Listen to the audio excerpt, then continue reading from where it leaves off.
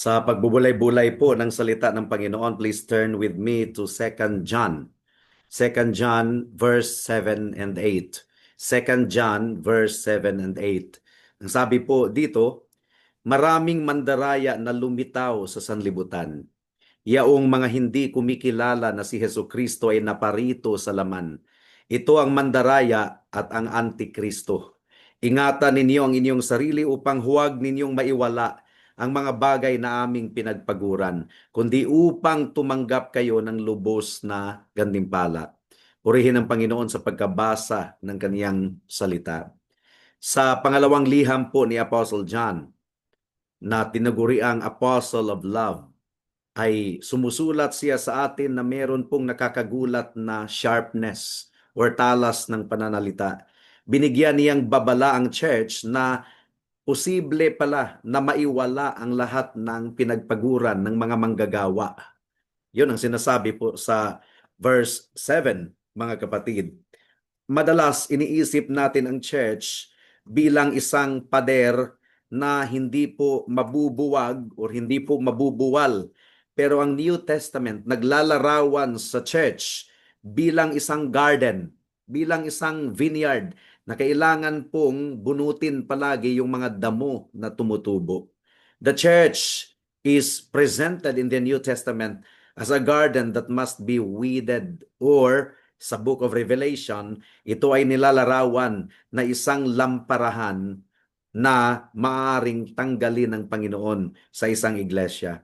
Kaya sa gabing ito, titingnan po natin ang tinatawag na golden balance. Ang iglesia na merong katotohanan pero walang pag-ibig, anong uring iglesia yan? That is a cold laboratory kind of church. Pero kung ang isang iglesia ay merong pag-ibig pero walang katotohanan, anong uring iglesia yan? That is a sentimental social club. Pero ang isang biblical church ay isang confessional church. Nakaangkla po sa katotohanan ng salita ng Diyos. And particularly, ang kinukontra po ni Apostle John sa kanyang liham ay ang Gnosticism, yung hindi naniniwala sa incarnation of the Lord Jesus Christ. So kinakailangan ng iglesia ay maging mapagmatiyag, maging vigilant, at iniingatan po natin ang pagsulong ng Ebanghelyo sa lahat ng henerasyon. Ang tema po ng ating pagbubulay-bulay ngayong gabi ay ang necessity ng doctrinal precision. Kailangan po talaga natin ng doctrinal precision at ang danger po ng spiritual drift, itong paglihis spiritually, at ang balance of truth and love in the local church. Meron pong apat na bahagi ang ating pagbubulay-bulay ngayong gabi. Una, the pervasiveness of deception. Pangalawa, the necessity of a confessional life. Pangatlo, the duty of vigilance. At pangapat, the spirit of the Antichrist in the modern day. At naway tulungan po tayo ng ating Panginoon sa ating pagbubulay-bulay ng kaniyang salita sa gabing ito. Dumako na po tayo sa unang punto. The pervasiveness of deception. Ang ibig pong sabihin nito, mabilis kumalat ang deception. Mabilis pong lumaganap ang kasinungalingan, ang deception. Ang sabi po sa verse 7, maraming mandaraya na lumitaw sa sanlibutan. Yaong mga hindi kumikilala na si Jesucristo ay naparito sa laman. Ito ang mandaraya at ang antikristo. So ang verse 7 ay nagbibigay po sa atin ng napakaseryosong sensus. Many deceivers have gone out into the world. They are not few deceivers, but many.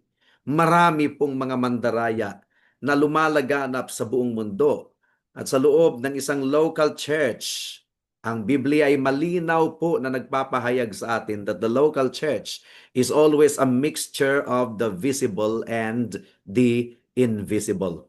Gaya ng sinabi po ni Arthur Pink, mixture talaga. Hindi po natin talaga alam ang mga nakakapasok sa church. Nagsisikap po tayo na magkaroon ng defined and definite membership. We accept members based on their confession of faith. Pero meron po talagang mga nakakalusot na hindi naman pala talaga tunay na Christian pero pumasa sa interview dahil hindi naman po talaga all-knowing ang mga pastors at ang mga kapatiran sa iglesia. So they may admit in their midst someone who is a hypocrite. Hypocrite, mapagkunwari. Kaya ipapalabas ng Panginoon ang tunay na kulay niyan. Kaya meron pong masaklap na case of church discipline.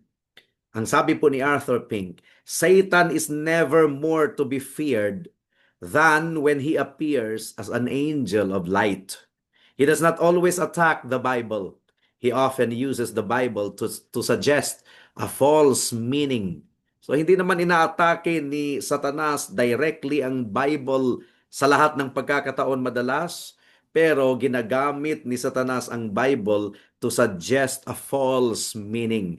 That's false teaching, mga kapatid. Ang kasinungalingan or ang kamalian, ang error, parang cogon grass yan. Hindi ko alam kung alam ninyo yung cogon grass. Ang cogon grass ay mabilis po siyang lumaganap. Mabilis po siyang mag-spread. Parang tanglad po ang hitsura niyan, pero hindi po tanglad. It grows fast and it's invasive.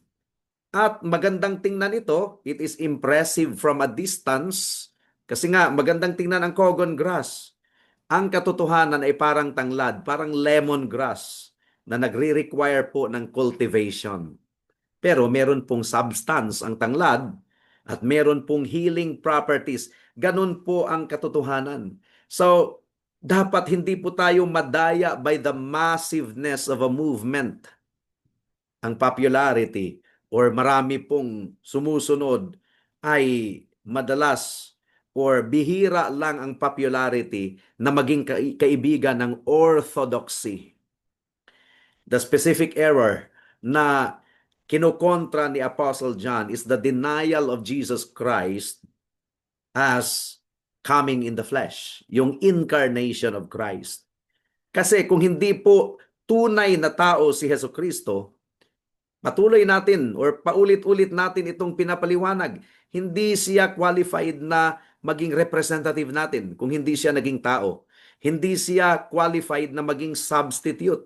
Pero kung hindi po, kasi nga ang Diyos ay Espiritu at ang Espiritu ay walang laman, walang dugo. Ang kabayaran ng kasalanan ay kamatayan. Kung walang pagdanak ng dugo ay walang kapatawaran sa kasalanan. So kung si Kristo ay Diyos lang, nananatili siyang espiritu, hindi siya qualified na maging substitute natin. Pero kung si Kristo ay ay tao lamang at hindi Diyos, well, hindi niya masatisfy ang hustisya ng ating Diyos. Hindi niya kayang saluin ang puot at galit ng Diyos, Ama, laban sa mga kasalanan ng mga tao sa buong sanlibutan. This is the doctrine of hypostatic union. Jesus Christ is 100% God and 100% man. Meron pong warning si Martin Lloyd-Jones niyan. Ang sabi po ni Martin Lloyd-Jones, the first sign of a church's decline is a lack of interest in doctrine. Unang sinyalis na yan na ang church ay nagdi-decline na kung nawala na ito ng gana sa solid biblical doctrine. Kung wala pong malinaw na confessional Christology, wala pong tunay na ebanghelyo ang iglesia. And that leads us to the second point of our meditation tonight, the necessity of a confessional life. Hindi po pwede na ang pastor lamang ang nakakaalam ng doktrina ng church. Hindi pwede. Kailangan maging honest tayo, kaya meron po tayong confession of faith. Ang tawag po ni Apostle John sa deceiver ay Antichrist. And to guard against the spirit of the Antichrist, ang buong iglesia, hindi lamang ang pastor, ay dapat makakaalam sa katotohanan. Dapat founded sa truth. And here comes the necessity of creeds and confession. Sa ating church, kinikilala natin na ang Sumarium Fidei Christianae Filipinas Confession of Faith ay hindi naman po ito equal sa banal na kasulatan, pero nagsisilbi po itong bakod around the garden of Scripture. Pakinggan po natin si James Smith sa kanyang sinasabi sa kahalagahan patungkol sa creeds and confession. Ang sabi ni James Smith, truth is the soul's food. It is the light of the mind. Ang ibig sabihin nito, ang iglesia ay dapat confessional. Confessional dapat ang iglesia. If the congregation does not know what they believe, kung hindi alam ng congregation kung ano ang kanilang pananampalataya, they are at the mercy of every wolf, lobo na dumarating, na ginagamit ang Christian vocabulary para magturo ng kasinungalingan. Yun ang nangyari nung kapanahunan ni Apostle John. Ang ideal church is, aralin po natin ang Book of Revelations. Di ba meron pong 7 churches in the Book of Revelation? Kukunin po natin yung mga positibong aspeto doon at unawain natin ang mga negative aspect para magkaroon po ng balance ang ating iglesia, ang pillar of truth. So, ang ideal church is really a balance. For example, sa Ephesus, Revelations chapter 2 verse 1 to 7. Ang Ephesus, ang church doon sa Efeso ay merong matibay na doktrina, pero iniwan po nila ang unang pag-ibig. Ang first love ay iniwan nila. Hindi balance. Kinall out sila ng ating Panginoon. Well, ang church doon sa Thyatira, Revelations chapter 2 verse 18 hanggang sa 29, meron po silang great love and service. Masipag sila sa paglilingkod. Pero tinolerate nila ang woman na si Jezebel, na ang ibig sabihin false doctrine. Tinolerate nila ang false doctrine. Hindi po balance.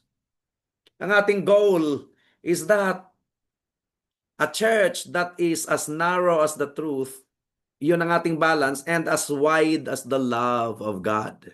Kailangan po talagang maging balanse ang pag-ibig at ang katotohanan. And that leads us to the third point. Meron po tayong duty na maging vigilant.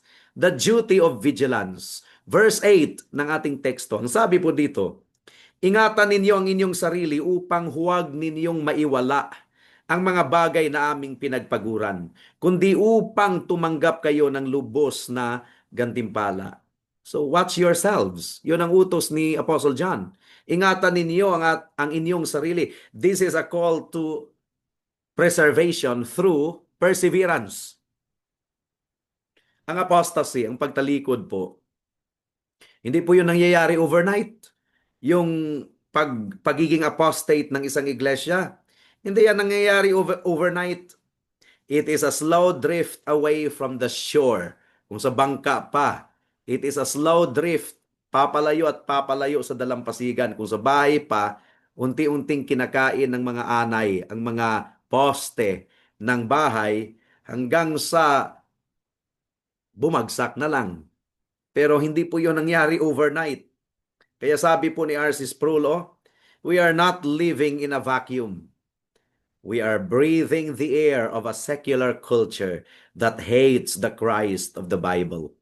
So we have to be very careful. Baka tayo ay matangay ng kultura. Ang isang bangka na hindi po nakatali sa poste ng pantalan, if you could imagine what I mean. Ang isang bangka na hindi nakatali sa poste ng pantalan at walang angkla, walang anchor. Hindi naman po ito nangangailangan ng bagyo upang mapalayo siya mula sa pantalan at sa dalampasigan. No, it only needs a slow, steady current. If the sailor isn't watching, kung ang mandaragat ay hindi po naging watchful, he will wake up miles from where he started. Now, katulad ng modern woke ideologies and liberalism na nakapasok sa isang Protestant denomination. Di ba? Nagumpisa sila ng tama, pero ngayon ay tumalikod na ng husto. Punong-puno na ng rainbow ang kanilang simbahan. So, they began with small compromises on the sufficiency of the scripture. Hanggang sa ngayon ay nawala na talagang sola scriptura ng kanilang grupo. So, sa passage po na ito, ay pinapakita po ang pagkakaiba ng losing the reward versus losing the soul. Siyempre, ang ating kaluluwa, kung ikaw ay tunay na Christian, hindi naman po nawawala ang kaligtasan mo. Ang reward po ang nawawala. The elect that truly regenerate believers, ay hindi po nawawala ang kaligtasan. That is the doctrine of perseverance of the saints.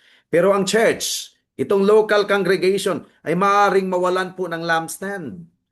Katulad ng sinabi po ni John MacArthur, a church can still have a budget, a building, and a choir. But if they lose the gospel, Christ is no longer walking among them. Nakakatakot po, mga kapatid. Pangapat na punto, the spirit of the Antichrist in the modern day. Nag-shift kasi si Apostle John from plural to singular. Ang sabi po ni Apostle John sa verse 8, such a one is the deceiver and the Antichrist. Kung ang isang tao ay tumatanggi na tanggapin ang substitutionary atonement or the physical resurrection, hindi lang siya misinformed. Nagmamanifest na siya ng espiritu ng kaaway. Ayon pa kay James Montgomery Boyce, there can be no true love where there is a denial of the truth of the gospel. Di ba? Wala naman talagang tunay na pag-ibig kung meron pong pagtanggi sa katotohanan ng Ebanghelyo. So paano po tayo maging mapagmatyag? Kasi ang sabi po dito sa verse 7, ingatan, or verse 8, ingatan ninyo ang inyong sarili. Paano po natin ingatan ang ating sarili? Well, magpapasako po tayo sa confession. Ating confession of faith. Don't let your theology be based on feelings. Hindi po nakabatay sa feeling ang ating pananampalataya. Study the historic confessions of faith. Savoy Declaration, Westminster Confession of Faith, 1689 London Baptist Confession of Faith. These are just examples. Heidelberg Catechism, di ba? And ang ating Sumarium Fidei Christianae Filipinas. Be a Berean who examines the scripture. Gaya ng sinasabi sa Acts 17 verse 11. Pangalawa, paano ingatan natin ang ating sarili? Cultivate a vigilant love. Loving your brother means protecting him from poison. If you see error na nagkikreep na into our midst, nakakapasok sa ating kalagitnaan, speak the truth in love. That's what the Bible tells us. And then pangatlo, check your anchor. Si Jesus po ang ating anchor. Are you closer to Christ and His Word today than you were a year ago? Mas malapit ka ba kay Kristo at sa Kanyang salita ngayon kaysa sa 2 years ago? Or have you begun to drift? Search your anchor, kapatid. Para sa ating mga kaibigan na wala pa kay Kristo, mahirap humarap sa paghahatol nang wala kang tagapagtanggol. That means ikaw ang mananagot sa sarili mo. At kung ikaw ang mananagot sa sarili mo sa kasalanan mo, eternity is not enough to pay for your sin. You have to trust in Christ. You have to believe in the sufficiency of the blood and righteousness of Christ. Siya ay Diyos na naging tao, na hindi nawala ang kanyang pagiging Diyos. Qualified siya na maging substitute natin dahil siya po ang perfect God-man. As man, He became our substitute. He obeyed the law perfectly, and He paid the penalty of our sins on the cross perfectly by His blood. At bilang Diyos, He satisfied the justice of God, and He appeased the wrath of God. Ano pa ba ang hinahanap mo, kaibigan? Tumakbo ka papunta kay Kristo. Aminin mo na ikaw ay makasalanan at nasa ilalim ka ng puot at galit ng Diyos. At manampalataya ka kay Kristo lamang bilang tanging Diyos at tagapagligtas mo. At ikaw ay maligtas. Tayo po ay manalangin. O aming Panginoon, salamat po sa mensahe ninyo sa gabing ito. Salamat dahil pinaalalahanan ninyo kami na kailangan pong maging balanse ang pag-ibig at ang katotohanan, doctrine and love. Parehong hindi dapat pabayaan sa loob ng iglesia. Dapat mapanatili ang aming golden balance between love and truth. At nawa ang mga kaibigan namin ay ginamit ninyo ang message na ito upang sila ay magsisi sa kasalanan at manampalataya kay Kristo lamang bilang tanging Diyos at tagapagligtas. Ito po ang aming samo at dalangin sa pangalan ni Jesus. Amen and Amen.